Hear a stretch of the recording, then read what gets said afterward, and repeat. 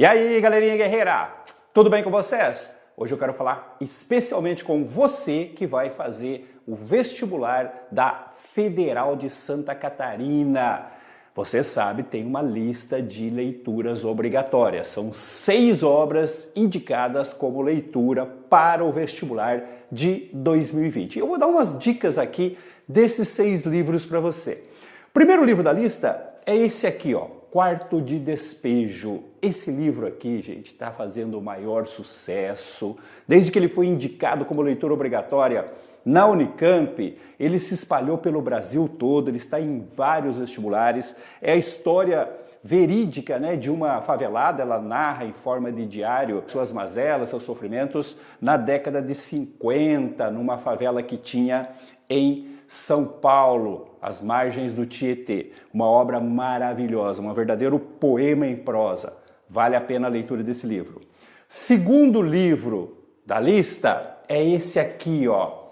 Os Melhores Contos da Lígia Fagundes Telles. São 16 contos selecionados de toda a obra dessa autora, que é uma das mais importantes da chamada literatura pós-moderna. São contos, são narrativas curtas, uma linguagem bem moderna, né? Apesar de serem 16 contos para você ler, não é nada difícil, é uma leitura bem agradável, falando sobre os dramas humanos, né? De uma forma geral aí. Outro belo livro escolhido pela Federal de Santa Catarina.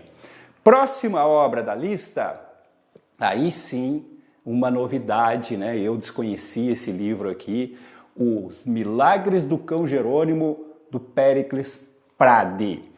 São narrativas surrealistas, narrativas fantásticas, muito curtinhas. Tem contos aqui, gente, que tem meia página apenas. Esse livro aqui que vocês estão vendo, na verdade, são 2 livros. Você tem Os Milagres do Cão Jerônimo e Alçapão para Gigantes. Então é só metade desse livro aqui que você precisa ler. Só que é uma leitura meio complexa. Como eu falei, são todas narrativas fantásticas, surrealistas, né? Que extrapolam um pouco aquilo que é a normalidade, por exemplo, de contos como é o da Lígia Fagundes Telles. Mas é uma leitura agradável, é uma leitura que você não entende, mas você gosta. Vale a pena dar uma olhada com atenção nisso aqui, mesmo que seja uma leitura dupla, alguma coisa assim, porque é um livro bem curtinho. Próximo livro da lista é um livro de poesias, esse aqui, ó. Um útero é do tamanho de um punho, da Angélica Freitas. Eu conhecia muito pouco sobre a Angélica Freitas, já tinha lido alguns poemas dela, essa poeta gaúcha de Pelotas.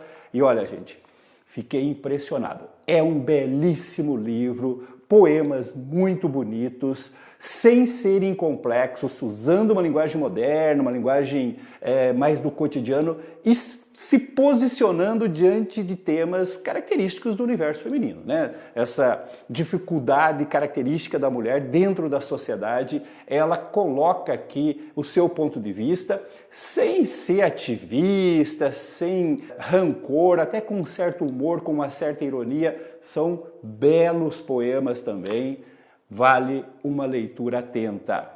Depois nós temos um livro do Lima Barreto, mas uma obra do Barreto que foge do tradicional. Lima Barreto, você sabe, é um autor pré-modernista, né? Um autor que denuncia, que critica muito a realidade brasileira da sua época, do início do século, mas esse livro aqui, que é O Cemitério dos Vivos, aqui também tem 2 livros, né? Tem o Diário do Hospício e o Cemitério dos Vivos. O Diário do Hospício é um diário mesmo de quando o Lima Barreto esteve doente, esteve internado, né, num hospício com sintomas de loucura.